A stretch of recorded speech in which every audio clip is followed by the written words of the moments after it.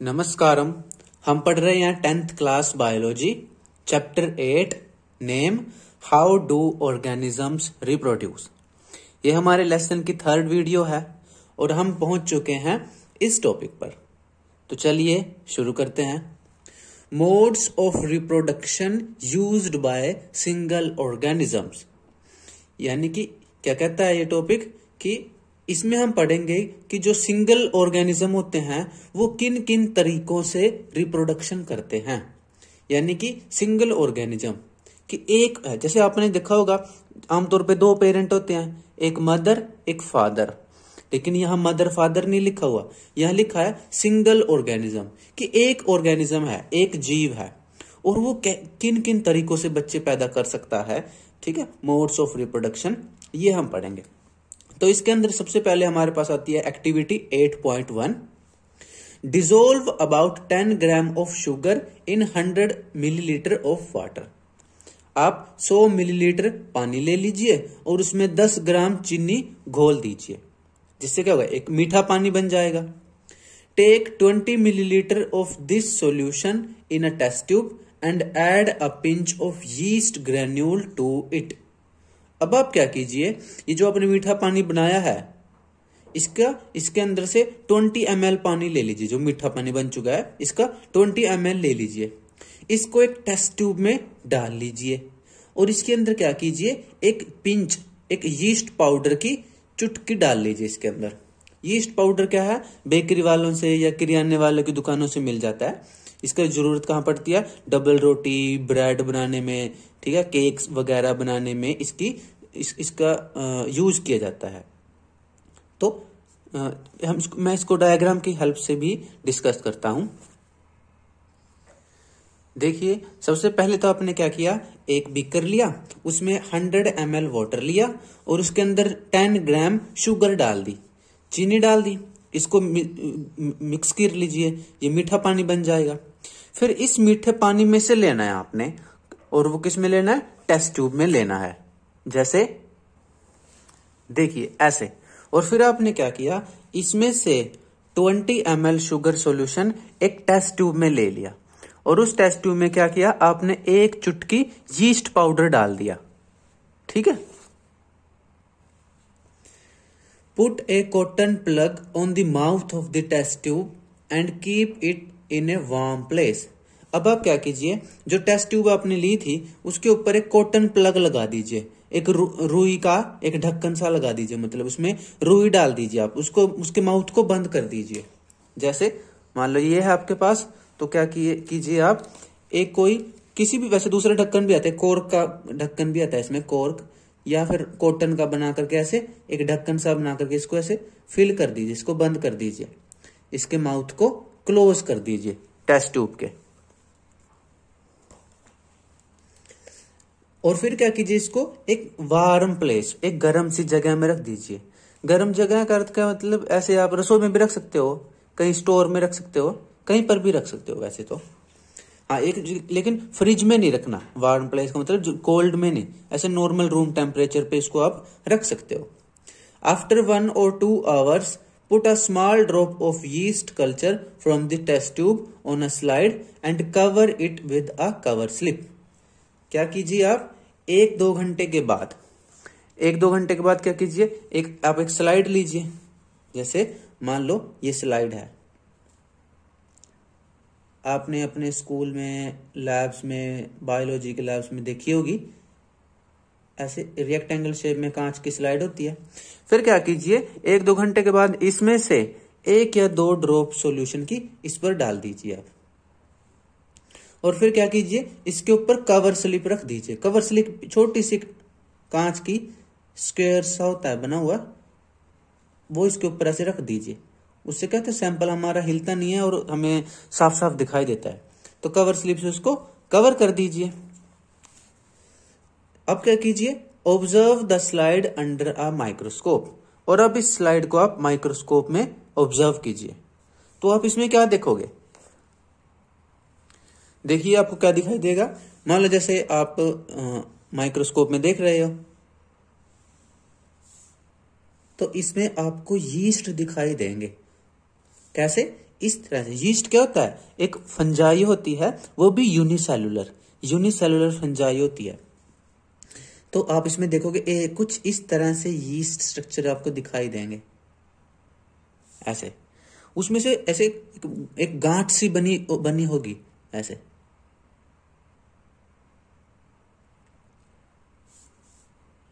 कुछ इस तरह से आपको यीस्ट उसमें दिखाई देंगे।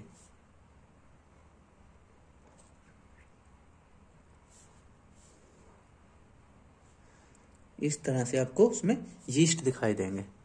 तो ये क्या होता है, देखो यीस्ट में क्या होता है, ये डिवाइडिंग कर रहे हैं। यीस्ट कैसे डिवाइड कर रहे हैं, ये यीस्ट में क्या होता है, पहले एक सेल होती है, ऐसे मान लो एक सेल है, फिर इसमें से एक छोटी सी बड बनती है, ऐसे छोटी सी ऐसे एक बड बन जाती है, और फिर वो यहां से सेपरेट टूट जाती है, सेपरेट हो जाती है, और फिर जैसे ये बन रहा ये एक नया डॉटर सेल बन जाती है, ये एक अलग ये पेरेंट सेल बन जाती है। तो इस तरह से यीस्ट जो है सिंगल पेरेंट है, देखो मदर फादर वाला केस नहीं है, और वही बच्चे पैदा कर रहा है। तो इसमें क्या बनती है, इसको बड कहते हैं, छोटी सी बड बनती है, छोटी सी एक कली सी बनती है, ऐसे छोटी सी एक बड बनती है, और फिर कुछ समय के बाद वो बड सेपरेट हो जाती है, तो ये डॉटर सेल बन जाती है, ये पेरेंट सेल बन जाती है। तो इस तरह से आप यीस्ट सेल को डिवाइड करते हुए देखोगे उस सॉल्यूशन में। तो ऐसा हुआ क्यों, ऐसा देखो, ऐसा हुआ इसलिए कि जो यीस्ट आप लेकर आए थे दुकानदार से, ठीक है, वो क्या था, सूखा पाउडर था, वो इनएक्टिव था, एक तरह से वो बेहोश था। अब उसको रिप्रोडक्शन करने के लिए या एक्टिव होने के लिए दो चीजें चाहिए, एक तो चाहिए पानी, एक चाहिए खाना। तो हमने क्या किया, पानी में डाल दिया उस यीस्ट को, पहले तो हमने पानी बनाया, फिर उसमें चीनी शुगर खाने काम करेगा, फिर हमने क्या किया, उस यीस्ट को उसमें डाल दिया। अब यीस्ट को यहाँ पानी भी मिल गया और खाना भी मिल गया, और जब किसी ऑर्गेनिज्म को खाना और पानी मिल जाता है तो वो फिर वो रिप्रोडक्शन स्टार्ट कर देता है। तो फिर यीस्ट ने क्या किया, रिप्रोडक्शन स्टार्ट कर दिया। और जब आप 1-2 घंटे बाद उसको माइक्रोस्कोप में ऑब्जर्व करते हो तो आप देखते हो वो डिवाइड करता हुआ है। इस प्रोसेस को बडिंग कहते हैं, बडिंग। अभी आगे हम करेंगे, लेकिन चलो फिर भी बता देते हैं, इसको बडिंग कहते हैं। ये यीस्ट जो है एक फ्रेंडली टाइप का माइक्रो ऑर्गेनिज्म है, इसका बहुत जगह यूज किया जाता है, अल्कोहल बनाने में, ब्रेड बनाने में, जो डबल रोटी होती है बनाने में, या इसके अलावा कुछ जगह पर बेकरी में यूज किया जाता है, केक वगैरह बनाने में यूज किया जाता है। तो इस तरह से यीस्ट जो है डिवाइड करता है, कौन से प्रोसेस से, बडिंग प्रोसेस से डिवाइड करता है या रिप्रोडक्शन करता है। तो आगे बढ़ते हैं। Activity 8.2, wet a slice of bread and keep it in a cool moist and dark place. आप एक ब्रेड का टुकड़ा ले लीजिए और उसको क्या कीजिए, एक ठंडी जगह पर रख दीजिए थोड़ी, और मतलब ऐसी जगह मॉइस्ट, मतलब जहां पर नमी हो, यानी मॉइस्चर पानी हो, और डार्क अंधेरे वाली जगह पर उस ब्रेड के पीस को आप रख दीजिए। Observe the surface of the slice with the magnifying glass. और कुछ समय बाद या 2-3 दिन बाद जब आप देखोगे उसको, तो क्या हो जाएगा, आप देखोगे कि उस ब्रेड के ऊपर क्या हो जाता है, एक रुई जैसी, एक कॉटन जैसी एक स्ट्रक्चर सी पैदा हो जाती है। हम हमारे गांव में तो इसको उल्ली कहते हैं कि इसके ब्रेड के ऊपर उल्ली लग गई। लेकिन अब आप उसको लेंस से देखिए, ठीक है, लेंस से देखिए तो आपको कैसा दिखाई देगा, मैं आपको दिखाता हूं। देखिए, ये एक मैंने स्ट्रक्चर बना के समझाने की कोशिश की है कि जैसे ब्रेड का पीस था, तो कुछ दिनों बाद आप देखोगे कि उस पे से रुई सी जैसा स्ट्रक्चर पैदा हो जाएगा, कॉटन जैसा। ये एक्चुअल में क्या होती है, ये एक फंगस होती है। इसको आप मैग्नीफाइंग ग्लास से देखिए। मैग्नीफाइंग ग्लास मतलब कोई लेंस वगैरह जिसमें बड़ा करके दिखे, जैसे कॉन्वेक्स लेंस होता है, आप उसको कॉन्वेक्स लेंस से देखिए। तो पहले मैं एक्टिविटी पूरी पढ़ लेता हूं एक बार। देखो, लास्ट लाइन है, record your observations for a week. एक हफ्ते तक आप उस ब्रेड को देखते रहिए और अपनी ऑब्जर्वेशन को लिखते रहिए। तो आप देखोगे जैसे शुरू में तो उसमें आपको वो फंगस दिखाई नहीं देगी, 2-3 दिन बाद फंगस आ जाएगी, फिर 4-5 दिन बाद क्या होगा, फंगस पूरी उस ब्रेड को पूरा घेर लेगी, और लास्ट में तो क्या हो जाता है, वो फंगस पूरे ब्रेड को खा जाती है एक्चुअल में, और वो ब्रेड ही गायब हो जाएगा वहां पर। तो जब आप उसको लेंस से देखोगे, कॉन्वेक्स लेंस से देखोगे, तो आपको उसमें एक छोटे छोटे प्लांट से बने हुए दिखाई देंगे, ऐसे छोटे छोटे प्लांट से, जिसपे ऐसे एक डंडा सा होता है और सबसे लास्ट में गोल गोल से स्ट्रक्चर होती है ऐसे। तो एक्चुअल में क्या होती है, एक फंगस होती है जिसको कहते हैं राइजोपस या ब्रेड मोल्ड। इसके अंदर जो ये गोल गोल सा स्ट्रक्चर बन रहा, इसको बोलते हैं स्पोरेंजिया। थोड़े दिनों बाद ये स्पोरेंजिया फट जाता है और इसमें से दाने दाने से निकलते हैं, जिनको बोलते हैं स्पोर। ये स्पोर क्या होते हैं, एक तरह से बीज होते हैं। जैसे बीज मिट्टी में लगा दो तो नया प्लांट उग जाता है, उसी तरह ये स्पोर उड़ उड़ करके कहाँ चले जाते हैं, कहीं और इनको ब्रेड मिलेगा, रोटी मिलेगी, कोई फ्रूट, कोई सब्जी, कोई मिठाई, कुछ भी मिलेगा, ये उस पर जाकर के स्पोर चिपक जाते हैं और वहां एक्टिवेट हो जाते हैं, जर्मिनेट हो जाते हैं और उस ग्रो कर जाते हैं और उसको खाना स्टार्ट कर देते हैं और पूरे उसको खा जाते हैं, डिकम्पोज कर देते हैं। तो इस फंजाई को बोलते हैं राइजोपस या ब्रेड मोल्ड। इसको आप घरों में भी देख सकते हैं। अगर आप अपनी रोटी का टुकड़ा ले लो, उसको पानी में भिगो कर आप कहीं रख दो स्टोर वगैरह में, अंधेरी जगह पर, तो 2-3 दिन बाद आपको वहां पर भी ब्रेड मोल्ड या राइजोपस उग जाती है, वो आपको दिखाई देती है। Compare and contrast the ways in which yeast grows in the first case and how mold grows in the second case। कि यहाँ पे कहता है कि आपने 2 केस पढ़ लिए, अब इनको कंपेयर कीजिए, इनकी तुलना कीजिए कि इनमें क्या क्या सिमिलैरिटीज थी, क्या क्या डिफरेंस थे, कि कैसे यीस्ट ग्रो करी एक्टिविटी 8.1 में और एक्टिविटी 8.2 में कैसे मोल्ड ग्रो करी। तो हमने देखा जो यीस्ट था वो तो बडिंग प्रोसेस से ग्रो करती थी, उसमें छोटी सी बड बन जाती थी और वो डिवाइड कर जाती थी। लेकिन हमने ब्रेड वाले केस में क्या देखा कि उसमें तो एक कॉटन जैसी एक स्ट्रक्चर बनती है, फिर उसमें स्पोरेंजिया बनते हैं गोल गोल। स्पोरेंजिया फट के उसमें से बीज से निकलते हैं, जिनको स्पोर कहते हैं। वो स्पोर हवा में उड़ जाते हैं और फिर दोबारा किसी ब्रेड पे, किसी रोटी पर अटैक करके वहां फिर ग्रो कर जाते हैं। तो हमने देखा कि जो ये तो यीस्ट था, ये तो बर्डिंग प्रोसेस से डिवाइड कर रहा था, और जो मोल्ड था ये स्पोर फॉर्मेशन प्रोसेस से डिवाइड करता है। Having discussed the context in which reproductive processes work, let us now examine how different organisms actually reproduce। कि हमने थोड़ा डिस्कस किया कि रिप्रोडक्टिव प्रोसेसेस कैसे काम करती है। अब हम कुछ और एग्जाम्पल लेंगे दूसरे और ऑर्गेनिज्म के और उनको देखेंगे कि वो कैसे रिप्रोडक्शन करते हैं। The modes by which various organisms reproduce depend on the body design of the organism। कि देखो अब रिप्रोडक्शन करने के कई सारे तरीके हैं। अब कौन सा ऑर्गेनिज्म किस तरीके से रिप्रोडक्शन करता है ये डिपेंड करता है कि उसका शरीर कैसा है। अब हमने देखा था फंजाई, उसमें यीस्ट वाले केस में देखो यीस्ट और ब्रेड मोल्ड दोनों फंजाई थी, लेकिन ब्रेड मोल्ड क्या थी, मल्टी सेलुलर फंजाई, यीस्ट क्या थी, यूनिसेलुलर फंजाई। अब तो अब जैसे आप हाथी देख लो, हाथी के तो बच्चा होता है, डॉगी देख लो उसके भी बच्चे होते हैं, लेकिन स्पैरो देख लो उसके अंडा होता है, उसके एग देती है वो। मॉस्किटो हैं उसके लार्वे बनते हैं। तो अब रोज है उसका अलग है, प्लांट्स हैं उनमें सीड निकल जाते हैं, सीड लगा दो। हमने फंजाई देखी ब्रेड मोल्ड, इसमें स्पोर बनते हैं। तो ये डिपेंड करता है कि कौन सा जो जानवर है या कोई ऑर्गेनिज्म है उसका शरीर कैसा है। जैसा शरीर होगा तभी तो वो अंडे देगा, या फिर उसका शरीर अगर अंडे देने के लिए बना है तो अंडे देगा। अगर उसका शरीर बेबी प्रोड्यूस कर सकता है तो वो बेबी का जन्म देगा। अगर उसमें बीज बन सकते हैं तो वो बीज बनेंगे। अगर उसमें स्पोर बन सकते हैं तो स्पोर बनेंगे। कि जैसे हम हमारे शरीर में जैसे फंक्शन होगा, जैसे डिजाइन होगा, तभी तो वैसा फंक्शन करेगी वो। तो किसी ऑर्गेनिज्म के शरीर का जो डिजाइन है वही डिसाइड करता है कि ये रिप्रोडक्शन के लिए कौन सा रास्ता अपनाता है। आगे बढ़ते हैं। अगला टॉपिक है फिशन। फिशन का मतलब होता है टूटना। For unicellular organisms cell division और fission leads to the creation of new individuals.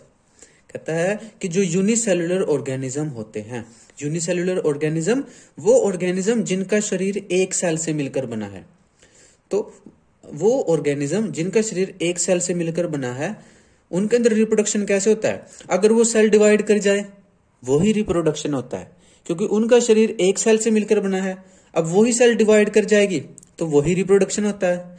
या फिशन, फिशन मतलब टूट जाना, कि अगर उनकी सेल जो एक ही सेल है उनके पास वो टूट करके 2-3 टुकड़े बन जाएं, वही बेबी बन जाएंगे, वही रिप्रोडक्शन है। तो इस लाइन में समझाया गया है कि जो यूनिसेलुलर ऑर्गेनिज्म होते हैं वो सिंपल ऑर्गेनिज्म होते हैं। अगर उनकी सेल एक ही सेल से तो उनका शरीर बना होता है, अगर वही सेल डिवाइड कर जाए या वही सेल टूट जाए तो वही क्या है, उसी से नए बच्चे पैदा हो जाते हैं, उसी को रिप्रोडक्शन कहते हैं। Many different patterns of fission have been observed. अब कहता है जो फिशन है, टूटना, अब टूटती भी कई तरह से हैं, अलग अलग तरह से टूटती हैं, है ना। देखिए टूटने का मतलब क्या है, जैसे कोई चीज है ऐसे, उसको सीधा काट लो, टेढ़ा काट लो, 2 टुकड़ों में तोड़ दो या 50 टुकड़ों में तोड़ दो, अलग अलग है। तो इसलिए कहता है कि फिशन के भी अलग अलग पैटर्न होते हैं। Many bacteria and protozoa simply split into 2 equal halves during cell division. कई सारे बैक्टीरिया हैं और प्रोटोजोआ है। प्रोटोजोआ क्या होता है, ग्रुप है, इसके अंदर कई सारे वो आते हैं, कुछ बैक्टीरिया आते हैं, कुछ ऑर्गेनिज्म आते हैं, इसके अंदर भी सिंपल से ऑर्गेनिज्म होते हैं। तो काफी सारे बैक्टीरिया या जो प्रोटोजोआ के जो ऑर्गेनिज्म हैं उनके अंदर क्या होता है, जो एक सेल होती है वो स्प्लिट कर जाती है, यानी टूट जाती है, और 2 इक्वल टुकड़ों में, 2 इक्वल हाफ में टूट जाती है, और वही क्या बन जाते हैं, उनके बेबीज बन जाते हैं, और यही क्या हो जाता है, रिप्रोडक्शन हो जाता है। In organisms such as amoeba, the splitting of the 2 cells during division can take place in any plane. यहाँ पर अमीबा का एग्जाम्पल लिया है कि अमीबा के अंदर क्या होता है, जैसे यहाँ एक डायग्राम में भी दिखा रखा है, ये एक अमीबा है, एक अमीबा सेल्स टूट करके 2 टुकड़ों में टूट गया, ये 2 क्या है, अब बेबी अमीबा बन गए, बेबीज बन गए, और ये रिप्रोडक्शन हो गया। लेकिन इसमें क्या कहता है कि अमीबा में जो स्प्लिटिंग होती है वो इन एनी प्लेन, किसी प्लेन में टूट सकती है। मतलब अमीबा सीधे भी टूट सकता है, ऐसे तिरछा भी कट सकता है, कैसे भी कट सकता है अमीबा, ऊपर से काट टूट जाएगा, नीचे से काट लो, टेढ़ा काट लो, मेढ़ा काट लो, कैसे भी काट लो। तो अमीबा किसी भी तरह से स्प्लिट होकर के 2 बेबीज बनाता है। तो यहाँ पे डायग्राम में दिखा रखा, देखो अमीबा कैसा इर्रेगुलर स्ट्रक्चर होता है। तो इसके अंदर ये बीच में न्यूक्लियस है, तो न्यूक्लियस के भी 2 टुकड़े हो गए, सेल के भी 2 टुकड़े हो गए, तो ये क्या है, पेरेंट सेल, और ये टूट कर क्या बन गए, 2 डॉटर सेल, यानी ये रिप्रोडक्शन हो गया, ये बेबीज बन गए। अब आती है activity 8.3, observe a permanent slide of amoeba under a microscope. कि आप अपनी बायोलॉजी के लैब में जाओगे, वहां पर आप अपने टीचर से परमानेंट स्लाइड लीजिए अमीबा की। परमानेंट स्लाइड जो बनी बनाई होती है पहले से, ये स्लाइड खराब नहीं होती, कई कई साल तक इसको सेव कर सकते हैं। इसमें अमीबा मरा हुआ होता है, अंदर चिपका होता है, रियल होता है बट मरा हुआ होता है। तो आप एक अमीबा की परमानेंट स्लाइड ले लीजिए। Similarly observe another permanent slide of amoeba showing binary fission. अच्छा, यहाँ एक वर्ड आया देखो, बाइनरी फिशन। फिशन मतलब टूटना, बाइनरी मतलब 2 भागों में टूटना। इसलिए अमीबा क्या करता है, 2 टुकड़ों में टूट गया, इसलिए इसको बोलते हैं बाइनरी फिशन। तो वो फिशन जिसमें एक यूनिसेल्युलर ऑर्गेनिज्म 2 पार्ट्स में ब्रेक हो जाता है, उस फिशन को कहते हैं बाइनरी फिशन, यानी द्विखंडन, 2 भागों में टूट जाना। तो अमीबा क्या करता है, बाइनरी फिशन से रिप्रोडक्शन करता है। तो इसमें कहा गया कि पहली लाइन में तो ये कहा गया है कि आप एक अपने टीचर से एक अमीबा की नॉर्मल स्लाइड ले लीजिए, परमानेंट स्लाइड जिसमें एक अमीबा हो नॉर्मल। एक ले लीजिए आप अमीबा की वो वाली स्लाइड जिसमें वो डिवाइड कर रहा हो, यानी उसको डिवाइड करते हुए दिखाया गया हो। जैसे मान लो वो ऐसे इस तरह से मिले गया तो टूट डिवाइड करते हुए, या इस तरह से, इस तरह से, या इस तरह से एक डिवाइड करता हुआ अमीबा दिखाया हो, वो वाली सेल ले लीजिए, स्लाइड ले लीजिए। Now compare the observations of both the slides. अब दोनों को आप ऑब्जर्व कीजिए और कंपेयर कीजिए। एक स्लाइड में तो आपको दिखेगा एक सिंगल अमीबा, और एक स्लाइड में दिखेगा अमीबा डिवाइड करता हुआ, ठीक है। तो और अमीबा कौन सी प्रोसेस से डिवाइड करता है, फिशन से, और फिशन में भी कौन सा फिशन, बाइनरी फिशन। तो अब आगे बढ़ते हैं। However, some unicellular organisms show somewhat more organization of their bodies. कहता है कि कुछ यूनिसेलुलर ऑर्गेनिज्म ऐसे होते हैं जिनके अंदर थोड़ी और स्पेशलिटी होती है। जैसे अमीबा को तो क्या है, कहीं से भी डिवाइड कर लो, आगे से कर लो चाहे पीछे से कर लो, ऊपर से तोड़ दो चाहे नीचे से तोड़ दो। लेकिन कुछ ऐसे ऑर्गेनिज्म हैं जिनको आप कहीं से भी ब्रेक नहीं कर सकते, वो एक स्पेशल तरह से ब्रेक करते हैं। जैसे सच एज सीन इन लेशमैनिया, जैसे लेशमैनिया के अंदर देखा गया है। देखो ये लेशमैनिया है, ये स्पेशल है। ये ऐसा नहीं कि बीच में से तोड़ दोगे या ऊपर से तोड़ दो, एक ही तरीके से टूटता है ये, ठीक है। जैसे मैं दिखा रहा है, देखो ऊपर से टूटता है, ऐसे ऐसे लाइन वाइज टूटता है। ऐसे नहीं भी आप बीच में से काट दो, टेढ़ा काट दो, ऐसे काट दो, ऐसे नहीं होता। तो लेशमैनिया क्या है, यूनिसेलुलर ऑर्गेनिज्म है। ये क्या करता है, विच कॉजेज काला अजार, ये इंसानों में एक बीमारी करता है, काला अजार की बीमारी करता है। इसको काला बुखार भी कहते हैं, काला अजार, काला बुखार, फीवर हो जाता है इसमें और बॉडी पे काले काले दाने से हो जाते हैं। तो लेशमैनिया करता है, काला अजार बीमारी करता है। Which have a whip like structure at one end of the cell. Whip क्या होता है, विप को बोलते हैं कोड़ा। जैसे आपने घोड़ा गाड़ी में देखा होगा, घोड़े को दौड़ाने के लिए क्या होता है, उसको कोड़े मारते हैं। एक डंडा होता है, डंडे पे एक रस्सा लिपटा होता है, या कोई ऐसे हंटर जैसे कह सकते हैं उसको, हंटर, वो मारते हैं उस पे, फिर वो दौड़ता है। ये जैसे पुराने समय में आपने देखा होगा, राजा जो होते थे, चोर वगैरह को दंड देने के लिए उनको कोड़े मारते थे उनकी कमर पे। मान लो किसी ने चोरी किया तो उसको दंड दिया जाता था, उसको 50 कोड़े मारते हैं, 100 कोड़े मारते हैं, तो वो है। तो इसमें क्या कह रहा है, जो लेशमैनिया है इसमें एक विप लाइक स्ट्रक्चर होती है, एक कोड़े जैसी स्ट्रक्चर होती है, जो कि आप इसके फ्रंट साइड पे एक है। एक क्या कहते हैं इसको, फ्लैजिला भी कहते हैं इसको, फ्लैजिला, FLAGELLA, फ्लैजिला। ये क्या करता है, ऐसे ऐसे हिलता है, थोड़ा मूवमेंट में हेल्प करता है flagella. In such organisms, binary fission occurs in a definite orientation in relation to these structures. इस लाइन में क्या कहा गया है, इस लाइन में कहा गया है कि कई ऑर्गेनिज्म ऐसे होते हैं जिनमें जो जब सेल डिवाइड करती है वो एक स्पेशल प्लेन में डिवाइड करती है। और वो कैसे डिवाइड करती है, इन स्ट्रक्चर को, जो एक्स्ट्रा स्ट्रक्चर हैं उनको ध्यान में रख करके। जैसे कि इस तरह से सेल को डिवाइड करना है कि जो स्पेशल स्ट्रक्चर है, जैसे इसमें विप लाइक जो स्ट्रक्चर है, ये भी दोनों में बराबर बराबर बट सके। तो इसमें कैसे डिवाइड करता है ये, जैसे पीछे डायग्राम में दिखा भी रखा था, लेंथ वाइज डिवाइड करता है। मैं एक बार दोबारा दिखाता हूं, देखिए कि क्या कहता है कि एक जो सेल है वो स्पेशल ओरिएंटेशन में डिवाइड करती है। यहां पर जैसे इस लेशमैनिया को अगर आप बीच में से डिवाइड कराओगे तो एक तरफ तो फ्लैजिला रह जाएगा, एक तरफ फ्लैजिला नहीं रहेगा। लेकिन सेल डिवाइड कैसे करती है, उसके दोनों जो पीस हैं, जो नए डॉटर सेल बनेंगी, उनमें दोनों में बराबर सामान जाना चाहिए। तो इसलिए लेशमैनिया डिवाइड करने से पहले करता है, एक तो इस पे फ्लैजिला होता ही है, एक फ्लैजिला और बना लेता है और फिर बीच में से लेंथ वाइज डिवाइड कर जाता है, जिससे दोनों पे एक एक न्यूक्लियस चला जाता है और एक एक फ्लैजिला चला जाता है। तो इस तरह क्या है, लेशमैनिया लॉन्गिट्यूडिनल डिवाइड करता है, लेंथ से लॉन्गिट्यूडिनल लेंथ वाइज जो है डिवाइड करता है, सिर्फ एक स्पेशल डायरेक्शन में डिवाइड करता है। Other single celled organisms such as malarial parasite, Plasmodium divide into many daughter cells simultaneously by multiple fission। कहता है कि दूसरे सिंगल सेल्ड ऑर्गेनिज्म है, जैसे कि मलेरियल पैरासाइट। मलेरिया क्या होता है, एक बीमारी है। मलेरिया किसी काटने से होती है, फीमेल मॉस्किटो के काटने से फैलती है। उस मॉस्किटो का नाम है फीमेल एनोफिलिस। लेकिन फीमेल एनोफिलिस तो मॉस्किटो है, इसका कीटाणु कौन सा है जो बीमारी फैलाता है, वो है प्लाज्मोडियम। अब फीमेल जो मॉस्किटो है ये प्लाज्मोडियम छोड़ जाती है हमारे अंदर, जिससे हमें मलेरिया हो जाता है। प्लाज्मोडियम क्या है, यूनिसेलुलर ऑर्गेनिज्म है, जैसे ये एक यूनिसेलुलर ऑर्गेनिज्म है।